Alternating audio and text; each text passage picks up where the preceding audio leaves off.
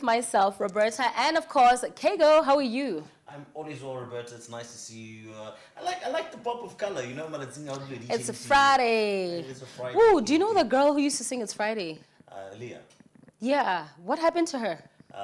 She died at the age of 22.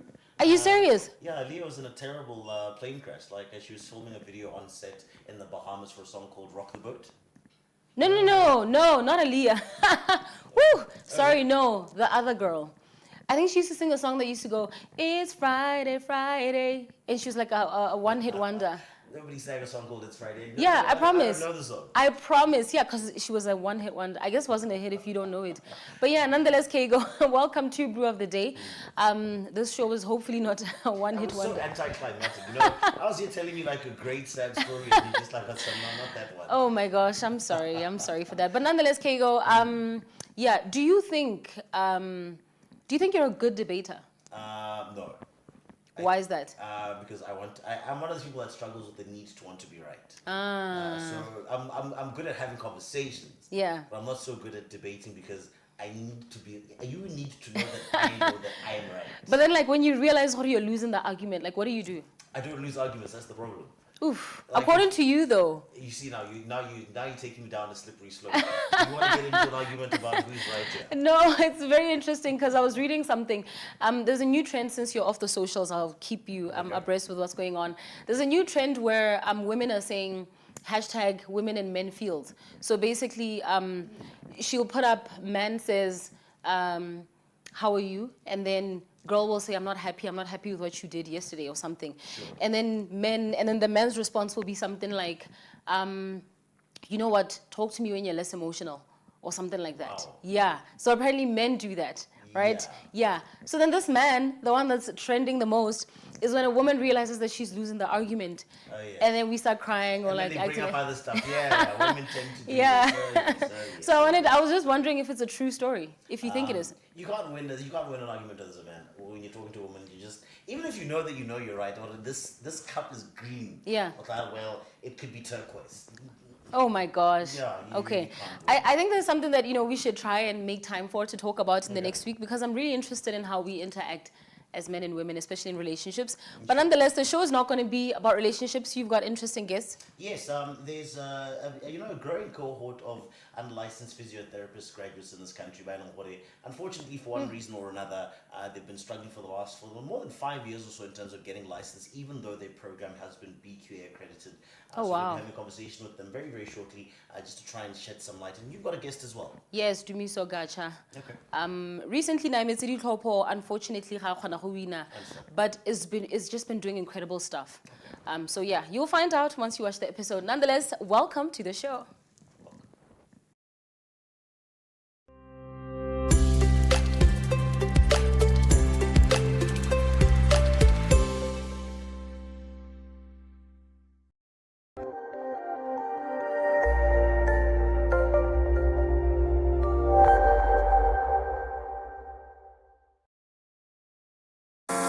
Lunch with your fave. Kuchani Wanamai, I give you an opportunity to get up close and personal with your favorite celebrities. I will be serving up a delicious hour of exclusive interviews and behind-the-scenes stories with the biggest name in the entertainment industry. And best of all, you get to know your favorite public figures like never before. Don't miss out on Lunch with your fave, brought to you by KFC, finger licking good. Lunch with your faves, Saturday at 8 p.m. Only on YTV.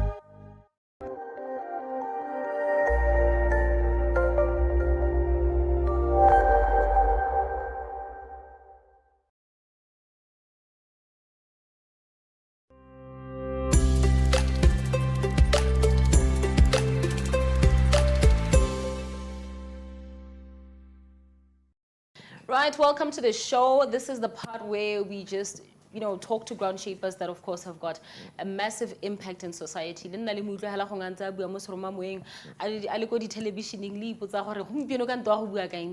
this is somebody who's not just talking about one topic, but is generally concerned about our country and, of course, human rights. At least this is what I'd like to think from the interactions that we've had. So let me take this time to welcome you, DUMI GATSHA. Thank you so much for coming to the show. Hi, Roberta. Thank you very much for having me. Yes, you are the founder of Success Capital. First of all, what a name, Success Capital. Oof. The capital of success. Explain it to me. What does that mean? So I think for many young people, we know that they are in a perpetual state of survival. And so I think when we sat down and had conversations to try to figure out how are we different and how do we reshape the narratives around young people. And so we acknowledged we want to move young people from a state of survival to one of success. And then from a community asset-based perspective, we're recognizing you're not developing a young person, you're strengthening their capacity because they already have a foundation of skills, resilience, talent that isn't harnessed, that isn't reflected in a lot of policy making or the world. Ooh, drops mic. I think I should just ask you one question and leave you do the rest. Very beautiful. I guess you've kind of given us, a bit of a glimpse. Just Success Capital King, when was it founded and also its purpose? So a lot of people don't know, one of the first times that we wanted to start a Pride, for example, was in 2013, October 6th. And I remember at the time, we didn't necessarily have a lot of support as young people. Definitely. And so, we met at the Game Reserve. And I think the fact that we didn't get support from the main mother body, as one would say, is where we sat and then sort of figured, but we don't need other people, right? And we can do it on our own. Yeah. And I think that's where it was birthed. However, we were only registered by March 2015. Okay. Obviously acknowledging that LGBT issues were not the most popular, they were not palatable enough, for decision makers. And so I think for us, it's recognizing a lot of work that we're doing is not just about human rights, but it's also about the fact that a lot of people are denied dignity and personhood in terms of service delivery. Wow. And so we then realized, a person holistically, we are talking about the nexus of human rights and sustainable development. And so I think in just the founding principle of recognizing socioeconomic rights, even when it wasn't allowed back then, and acknowledging what a lot of young people need some element of empowerment, whether it's education, whether it's being trained that, I can exercise agency, in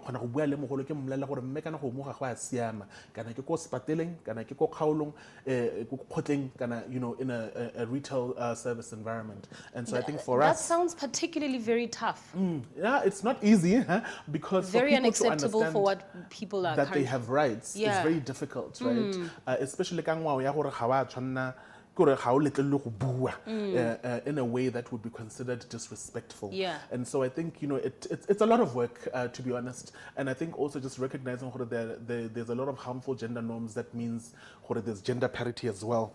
So you can imagine what it means when we're trying to unlock someone's potential and to have them safeguard and speak for themselves. So that takes a lot of work. And so I think ultimately for us, it's about trying to unleash that individual, because that individual is the one that is productive, and that individual is the one that can help move the country forward. With everything you're saying, especially saying, I don't know if you noticed that I was quite stunned that you said 2013, because I can just remember that around that time, I think issues like this were slowly raising, kind of reaching Africa a little bit more. But if we gave you a stage back then and you spoke about, what you're speaking about today, you definitely have tomatoes thrown at you. And I can imagine that with the amount of ignorance that I often observe as a journalist myself, that could still be the case in different places. Slightly more palatable in, places that are developed. So I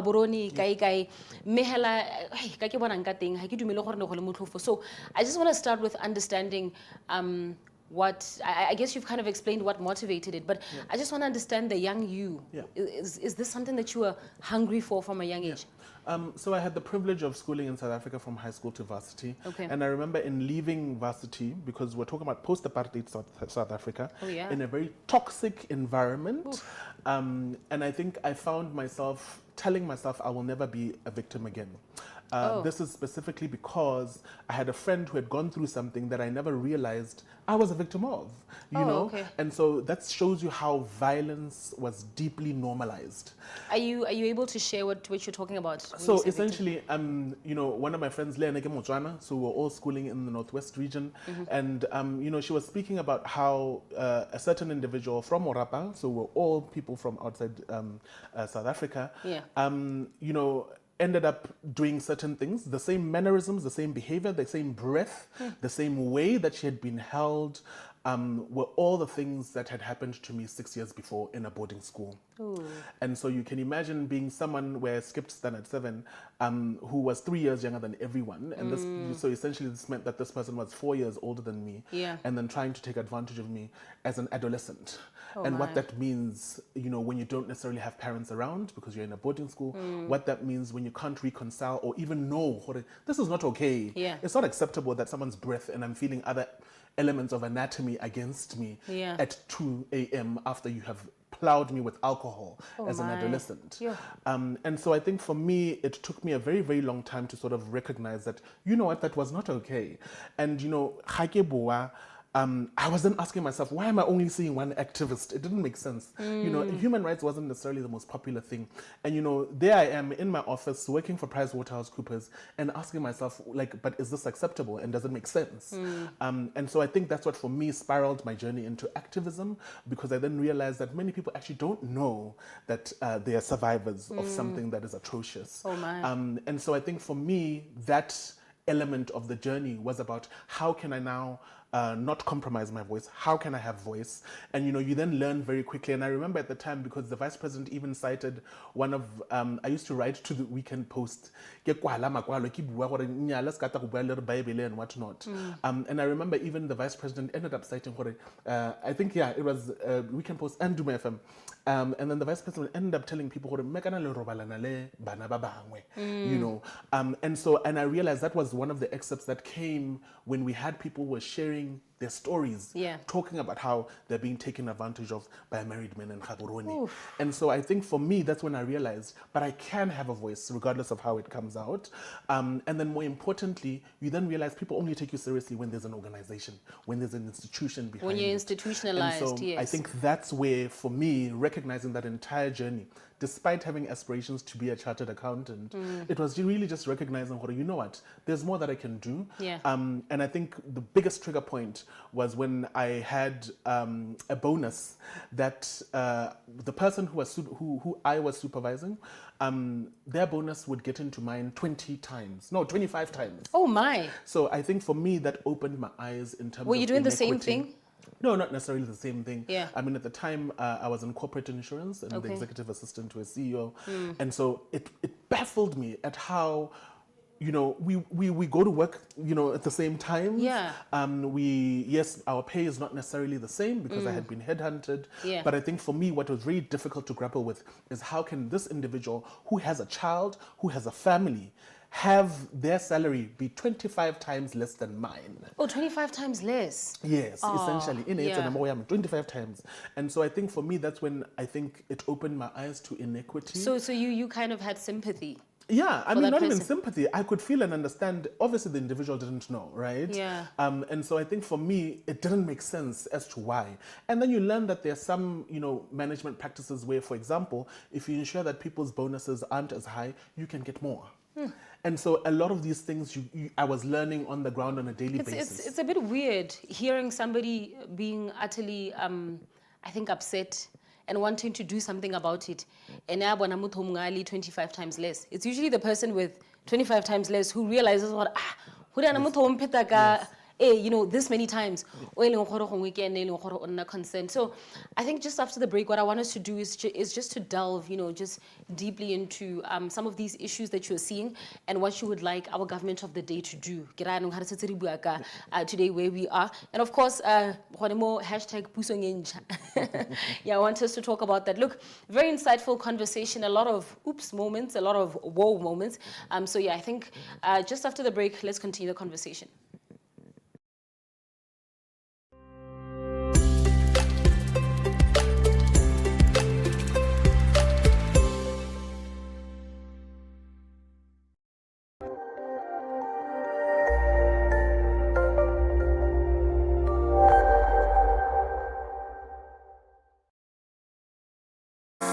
Lunch with your fave.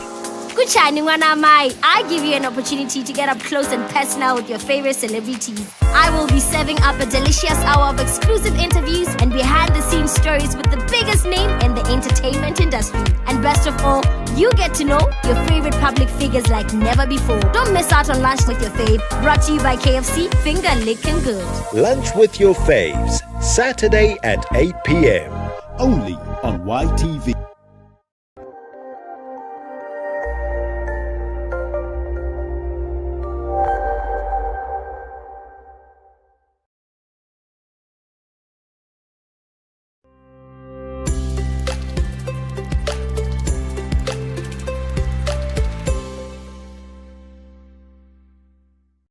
Right, if you were to choose a government today, well, you actually have chosen a government. Are you satisfied with, basically their goals in terms of human rights and, of course, economic development? This is the conversation that, I really want us to delve into. And it's very interesting because our president is somebody a human rights lawyer. Well, definitely not limited to that, but it is his approach.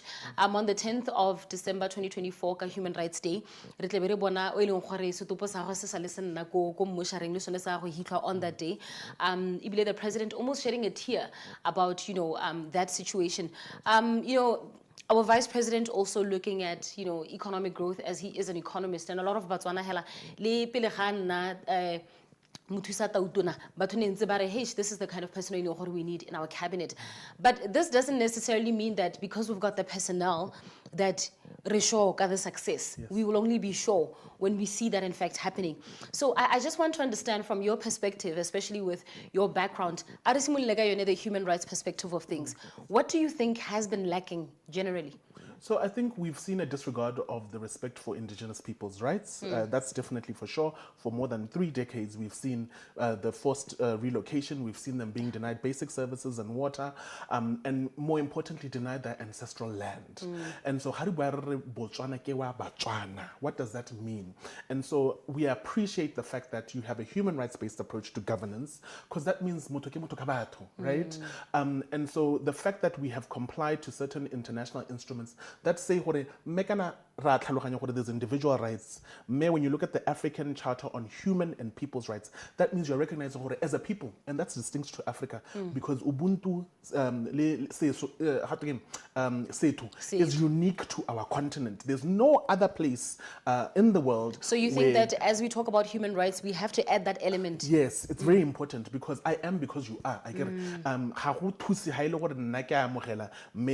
My neighbor doesn't have any income, right? And so I think we must recognize that Botswana is one of the most highly unequal countries in the world. I think it was 4th last I remembered, yet we're a higher middle income country. So what does that mean? It means the means of production, the beneficiation of that production is restricted to an elite few. Just think about the fact that when I left corporate, I was part of the 10% that was earning over 10,000 pula. And Ghana, you can imagine at that time, it was very embarrassing when I'd pick up my hand and I was the only person in a company, younger, at least maybe the person who had the next age to me. The next person who was maybe older than me was maybe 8 years older than me, and I was the only one with a mortgage. 23. So I think for me, it's recognizing a lot of Botswana are underemployed, a lot of Botswana are unemployed, and you can imagine when we've got a whole department, ministry, saying that we have 25,000 young people who have dropped out of high school and primary school between 2012 and 2022. And then you've got a whole 3.6 people where a minister is telling you in parliament, we've got 3.6 young people who've dropped out of high school. That already tells you about the demographic of the country. What does that mean about the potential? Was it intentional neglect of the state to not educate its population? Because when you've got an educated population, they make better choices. And when you talk about better choices, I can imagine that the more educated we are, it will definitely reflect in the economy of the country. Yep. Because now you have entrepreneurs, based around the country. And because they've got very different lived experiences. Yes. Looking at our economy, what are you hoping to see? So I'm really hoping that we stimulate a local circular economy. So what does that mean? We don't rely on export and trade because we've already got the assets. Yeah. When you look at the many malls that we have and that are still being built in this country, that means there's purchasing power in this country. That means there's resources that can circulate. Yeah. When we look at the fact that, for example, Zimbabwe was under sanctions, how were they able to sustain themselves? How were they still able to use rand as a foreign currency for their trade on a day-to-day basis? So we must recognize we need to harness the informal economy. How do we leverage that potential so that that it can work in the circular economy. When we close borders for agricultural purposes, why are we not making or leveraging the resources that we already have so that Botswana are supporting each other? If we know that we've got competitive advantage because it's better to cultivate certain products, why are we not concentrating and channeling state interventions in those locations, knowing full well closer to the desert, we can't do the same? You know, why are we not making sure that the young person in Kachikao is able to leverage the resources that they have available there and use that infrastructure to collaborate with someone else in Okavango? So I think for me, it's about recognizing, yes, one is that differentiated approach. It's about harnessing how do you adapt to the climate, because we know that that's going to be an impending priority issue in the near future. And how do we ensure that that revolves? How do we ensure that the economy works for Botswana instead of taking money outside just because maybe someone won a tender, Malaya, Cape Town, Dubai? How do we lock in those resources? That's by creating an enabling environment. That's by catering to the Botswana who are very different, whether it's ethnic minorities, whether it's indigenous people, or whether it's LGBT individuals who might have different talents. But I mean, in terms of succeeding with that, I guess by the pele ba ileng gore gongwe ba ka tswa bana le bokgoni jwa go akanya yalo mme gape go diragatsa. I guess, I mean, sitting down, drafting ideas, talking to people like you. You know, one thing I like to say is that the power of the media is that, you know, a certain politician could listen to this interview, pick up something you said and take it to parliament. You'll never know because they hardly, you know, ever really acknowledge where they heard something. But actualizing, putting that into practice becomes something saying it just seems more difficult to do. Where are we lacking in terms of implementation when we've got so many ideas and creativity in our country? So I think the question is, what are we not doing, right? Because we have the infrastructure. We've got child protection committees, we've got gender machinery committees, so gender committees at local level, we've got village development committees, and all of these are community representatives. So you essentially have the community that's involved at a local government level that can help you achieve those goals that you want. These are the same people that can continuously give you feedback to say, who don't just identify issues of GBV or teenage pregnancy, but also work on issues of poverty eradication. So the structures are there, we're not using them efficiently, right? Our country has got a distinct, unique attribute in being a dualist legal system. So it's not just civil and criminal law, it's also our tribal governance system. And we know what many things can happen when you're engaging your community, but how do we move away with the gender disparities so that people can come comfortably, then they share their perspectives and develop their own solutions. I think for me, it's recognizing what our solutions are not outside. We already have them embedded in our infrastructure. How do we recalibrate it in such a way that it works for people? You know, for me, the tricky part is here. I have a solution. I can see something. You've just given an example. How kalema 1, 2, 3. You know, those fruits would definitely yield better than if it was done elsewhere. Because I have that idea. I'm a young person, or even or I'm an experienced farmer, and I'm thinking of this idea, but it's still not being actionalized. Where are we lacking in that regard? So I think it's really about accountability, and we're not acknowledging the fact that we've got a very deep patronage system, political patronage. So essentially, a lot of young people's ideas were dying out because they were being co-opted by certain people, and they were taking those. I mean, we know about the story around the Moe's restaurant and what happened when they had a nice, beautiful aesthetic, right? And so many allegations that came out of them being forced to relocate as a result of powerful political party figures who ended up taking advantage of that same space. And so I think it's recognizing what an elite few's greed has essentially denied Botswana from fulfilling their potential and being prosperous. And I think that's why at the ballot on 30 October, they decided that we need a new government. And so a human rights-based approach to governance and economic growth acknowledges everyone, but not just on an equal perspective. You are also acknowledging what there's an equity perspective that's needed. Services so when you need certain concerted efforts to stimulate. You don't have an office here, right? Or a cedar office. But now how do we mobilize whatever existing infrastructure is there to cultivate your potential and your talent and your ideas? How do we unlock the resources that we know have been unfortunately going to an elite few to make sure that that they can actually benefit the majority. That's through accountability. Yeah. That's through transparency. So allowing the individual gore a tla botsa mogolo gore mme kana tiro e ya gago ke a service delivery. Isn't gore you come and say nice things to us and say nice make things and then you launches. convince us. All right, I'm giving you 20 seconds. Say something to the new government of the day. So I think essentially we are hoping for our government to center itself around community, around the diversity that we have. More importantly, I think to advance the rights of people who are living in the margins, people with disabilities, LGBT individuals, young people more especially, as a demographic dividend of this country. Lovely. Thank you so much for talking to me. It's been an incredible conversation.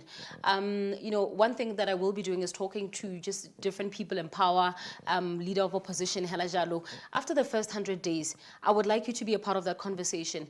You know, I think it would be nice to do it differently if we can, and you know, and just sit and just exchanging ideas. If that doesn't happen the way I would like it to happen, still, you and I, let's sit on these two couches.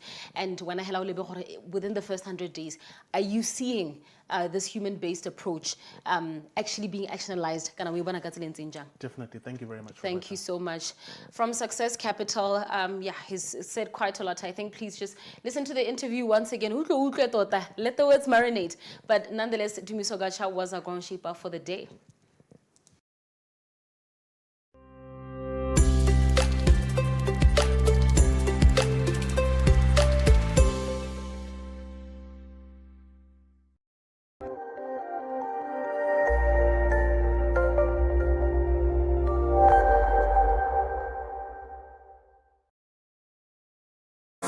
Lunch with your fave.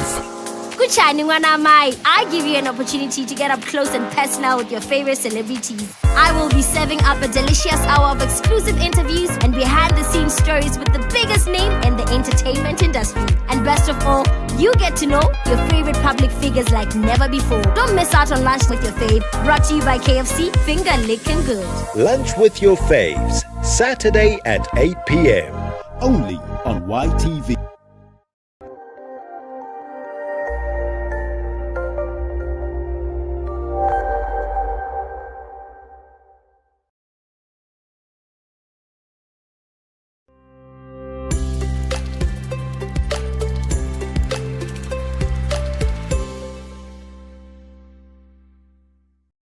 Right, folks, welcome back to Brew of the Day as we continue with a bit of a serious conversation on this Friday morning. I'm joined in the studio by two gentlemen.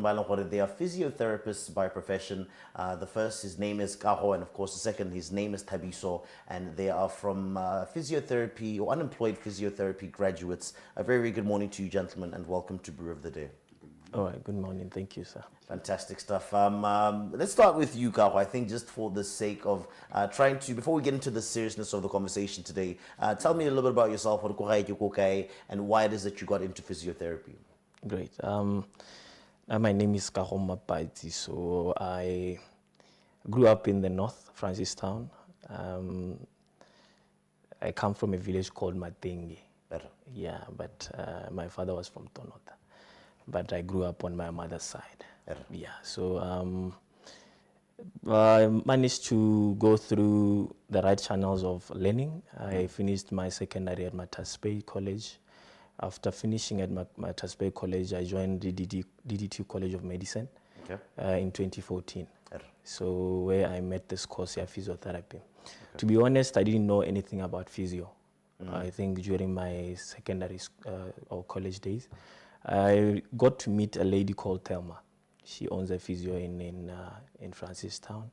I think she's the one who inspired me to go into this field of physiotherapy, because I just, during my time when I was studying at college, I thought of just taking anything within the medical field. I understand. Yeah, but then after getting to see that there's a course called physiotherapy, I got so interested. And I did a bit of research to see the market value around it. But it was not about the market, but the passion for going into the medical field. Fantastic. So that's how I ended up applying for such a course. And yourself, THABISO, what does your story look like? How did you get into physiotherapy? My name is THABISO RAMULA. I come from Lawati. I grew up in both Lawati and KAGO. I went to Nanohan CGSS and St. Joseph's College. For me, it's a different story. I got into physio because I had a problem with my knees. I had nodules on the knees and they couldn't go away, especially when I do sports and everything. I went to doctors, specialists. They couldn't help me. They couldn't find a problem. I went through all the medications they can think of. Then one doctor said, just go to a physio and see what happens. Literally, the physio gave me ice for a whole week and I was cured. Oh, wow. And then I said, if I could be a professional like that without going through medicines and everything, doing physical means to help a person, that's the profession I want to go into. And then that's when I pursued physio. Okay, very, very interesting story. Two very different walks of life, but you guys are bound by the same thing. Now, just generally from both of yours experience, I don't know too much about physiotherapy, but how many physiotherapists are there in Botswana? Is it a thriving business or is it a thriving profession? But you do operate in the space. Maybe let me ask that to you, Kao. Like I said, the profession itself is still scarce. If you go into government hospitals, you'll find that people, the waiting period to get a physiotherapy session, it's 3 months plus. Some, they travel as far as Boshaka way to Francistown to get the service as well. So which means there's distance, there's also incapacity in the health sector. So I think physio is a need. Mostly you'll find foreigners, but these days there are a few Botswana that are already open their own private facilities, but mostly in government you wouldn't find a lot of Botswana. I think more foreigners trying to cover in for that space, but the course itself is still scarce. We still need more physios. We still need more physios. Now, we're here today to not really try and get a bit of an understanding when it comes to the course of the profession. We're here this morning to actually have a bit of a serious conversation because you guys do have a bit of a grievance. Maybe let's just begin from the very, very beginning. I don't know if it's a question that you will take or you'll take, but talk to me about what exactly is transpiring and why you guys formed something called the Unemployed Physiotherapist Graduates. Talk to me about what exactly. I'll take this. All right. From the get-go, once you've gone through college, you are supposed to be licensed by a professional body that allows you to practice physio.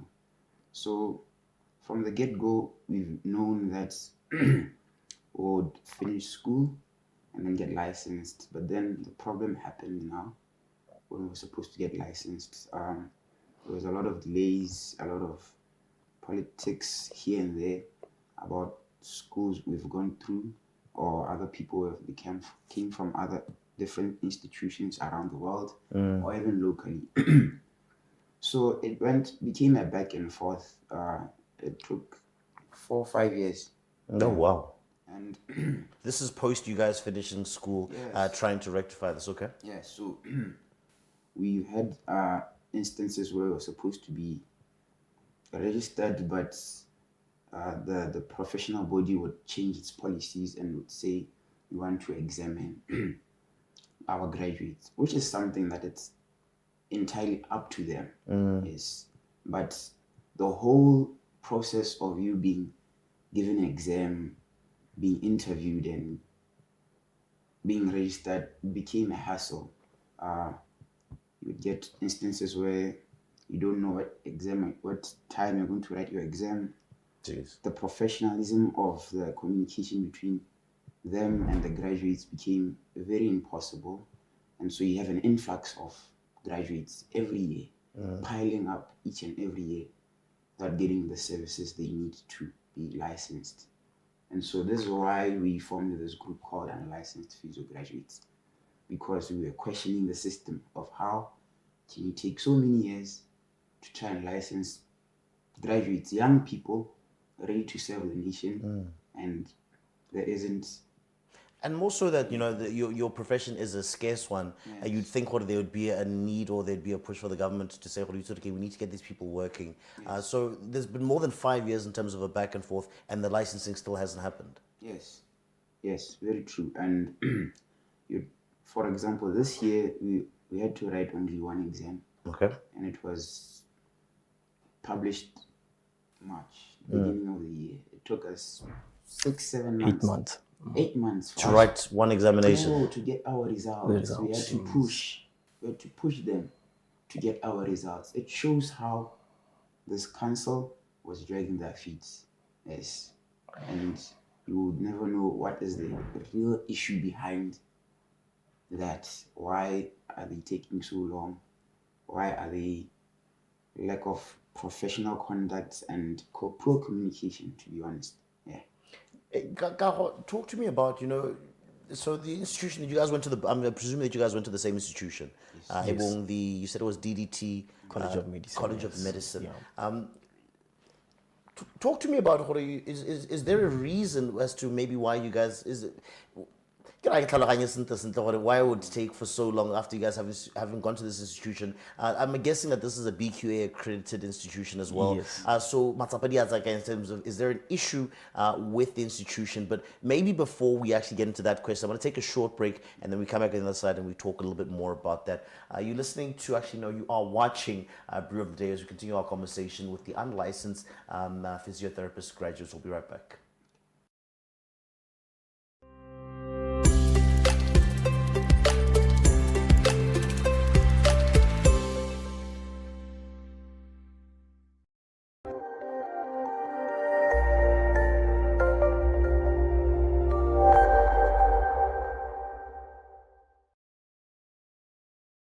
Lunch with your fave. Kuchani Wanamai, I give you an opportunity to get up close and personal with your favorite celebrities. I will be serving up a delicious hour of exclusive interviews and behind-the-scenes stories with the biggest name in the entertainment industry. And best of all, you get to know your favorite public figures like never before. Don't miss out on Lunch with Your Fave, brought to you by KFC, finger licking good. Lunch with your faves, Saturday at 8 p.m. Only on YTV.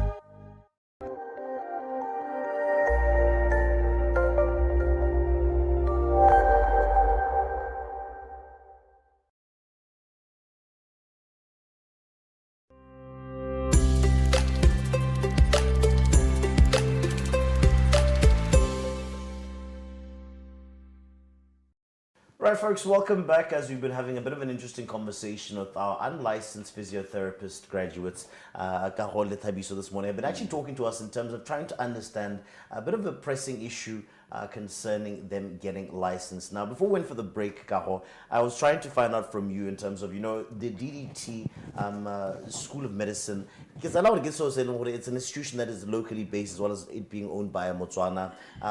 Where do you think the issue might lie, or is there an issue in terms of, is there some type of, is there a pressing matter between the school and the institutions that are supposed to license? What might the issue be? Yeah, that one we're still to do more research on. But, the initiative as Botswana is to make Botswana an innovation hub.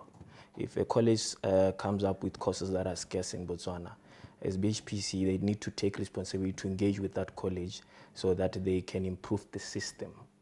And we want people from other countries to come here to say we are looking for physiotherapists. Yeah.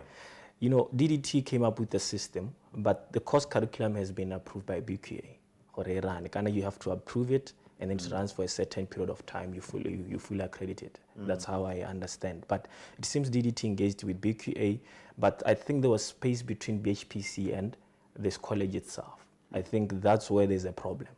They are failing to come up with a middle ground to say, what can we do? Okay, if BHPC feels that whatever DDT are giving to us, it's running short of a few things, then show us. And advise. Great, and advise accordingly. Because what I understand is the difference of the system, not the content.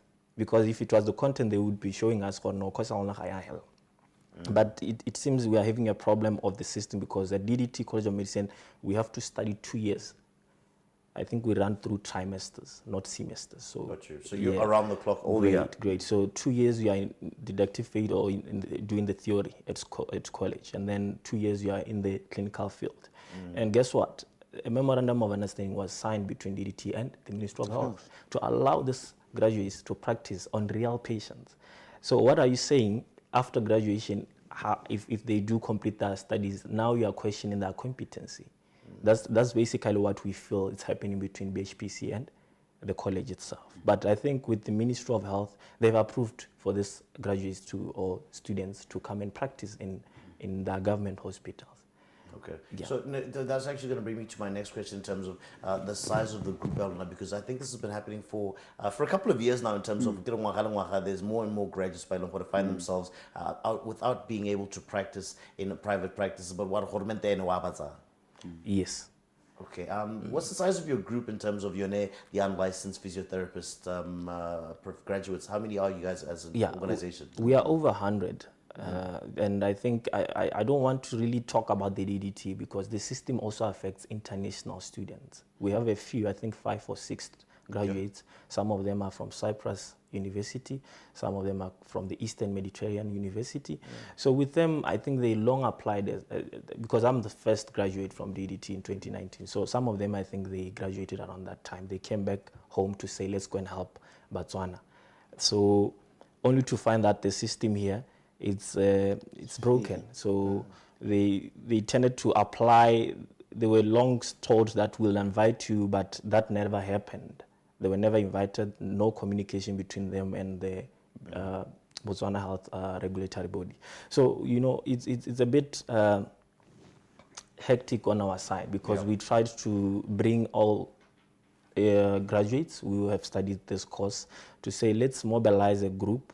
And see what solutions we can get from the relevant stakeholders. I think we are only dealing with BHPC and Ministry of Health at the moment because we are trying to push for answers so that we can, at the end of the day, get registered. Just out of curiosity, Thabiso, which other institutions, Botswana locally also, or even just from outside, provide physiotherapy as kind of DDT physiotherapists are trained in Botswana? Yes, in Botswana, it's the only one that is providing Bachelor of Physiotherapy. I see. And then the other graduates came from different institutions outside Botswana. Okay, so let's take it back a bit of a step. Let's talk about, 2019, when you finished school. I don't know when you finished. 2020, the following year, you finished your program as well. And so what exactly is supposed to happen? Please talk to me about the process. Are you supposed to finish and then you go immediately into the field? So what's supposed to transpire between the time you finish school and the time when you're supposed to be licensed? So, Okay, when before we graduated, the system used to be smooth. People used to, the only people that used to write an exam or a prerequisite exam, they are the foreigners. I don't think any Botswana that is practicing at the moment has gone through the prerequisite exam because back then the act or the technicalities of BHPC did not want them to take an exam if you are in Botswana.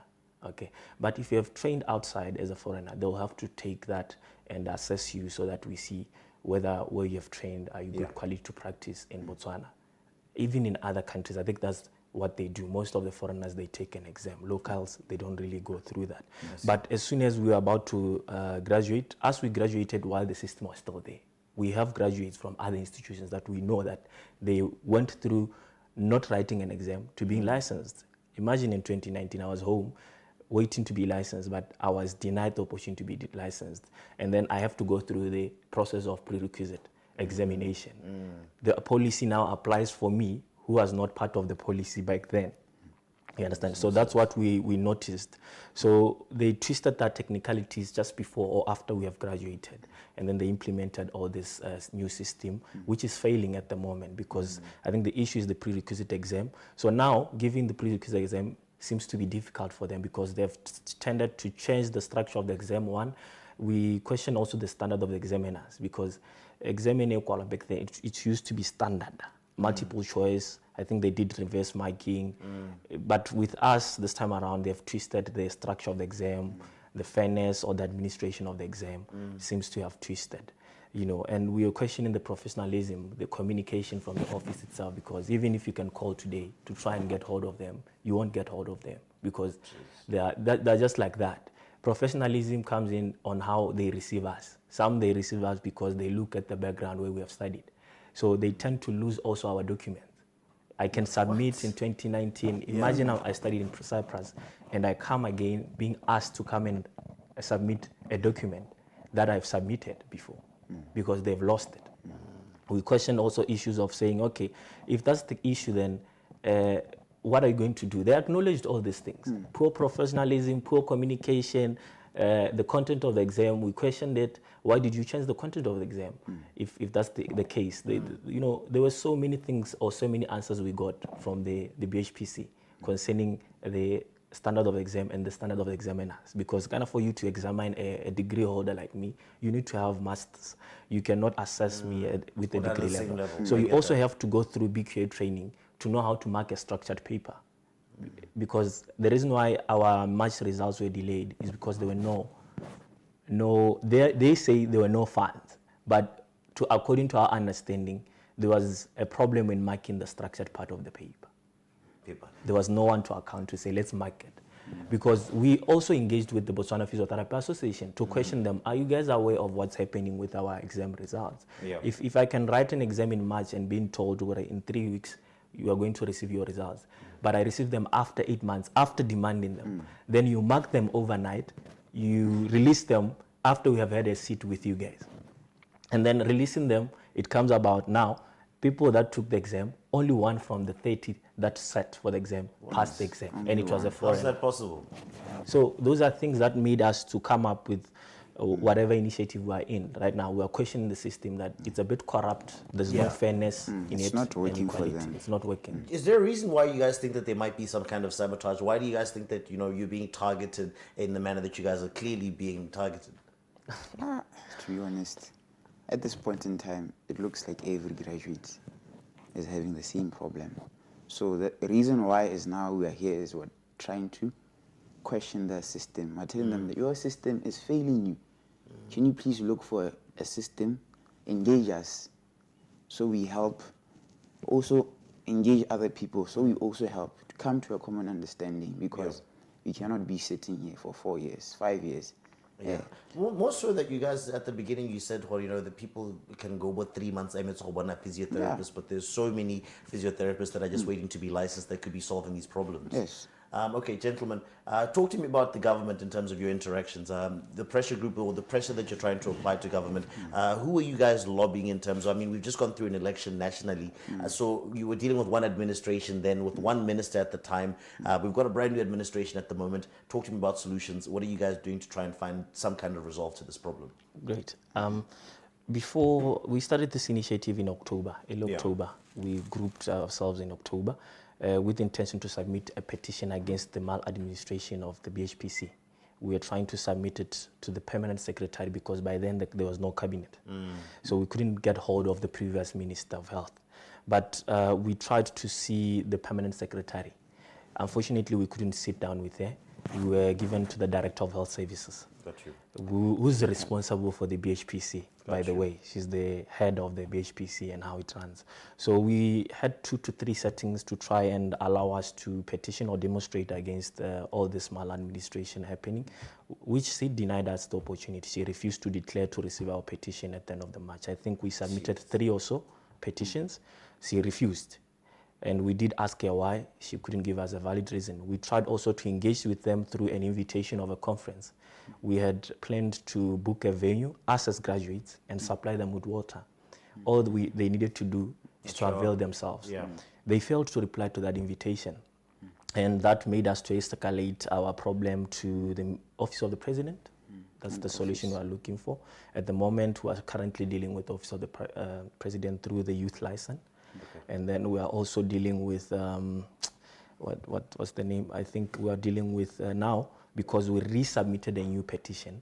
Not now talking about the maladministration. We are telling them the reasons that we brought on the petition is that there's unmet healthcare needs. You are denying these graduates an opportunity to do professional development, continuous professional development. Some of us, we might be eyeing to go outside and improve our degree, adding more specialties to them. So we also tend to see unemployment rate going up. So that's another issue we are trying to raise on the petition, that the more you deny these graduates a license, then it means the unemployment will continue to rise in Botswana while the job opportunities are there. And then Botswana will continue to suffer while physiotherapists are there. So the hospitals don't have enough, but you are keeping us away from helping the country or the health system. So, and then I think the other thing we raised under there, it's education is more like what can I say, an investment. If I'm going to study a degree for 4 years, I'm investing financially. You might be using the government, you might be using your money or your parents' money. That's on its own. Some parents went on to take a loan for you maybe. And then you see now they need you to pay back that grant or whatsoever, but you're unable to help your family financially and help yourself also. So there are a lot of things we raised on the new petition, which we raised towards the minister, Dr. Stephen Modise.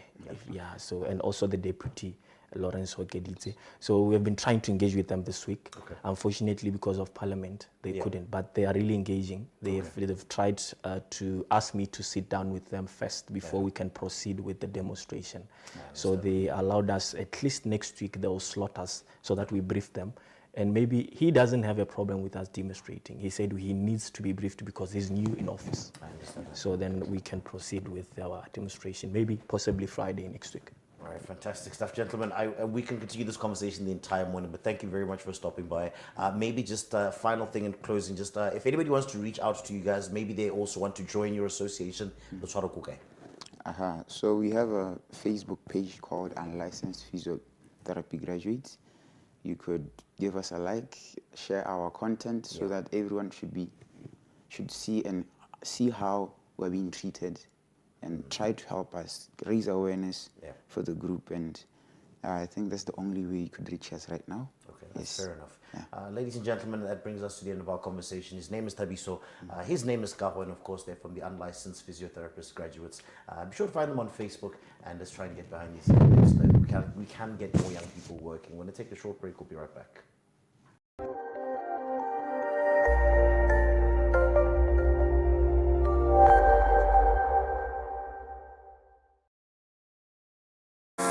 Lunch with your fave. Kuchani Wanamai, I give you an opportunity to get up close and personal with your favorite celebrities. I will be serving up a delicious hour of exclusive interviews and behind-the-scenes stories with the biggest name in the entertainment industry. And best of all, you get to know your favorite public figures like never before. Don't miss out on Lunch with Your Fave, brought to you by KFC, finger licking good. Lunch with your faves, Saturday at 8 p.m. Only on YTV.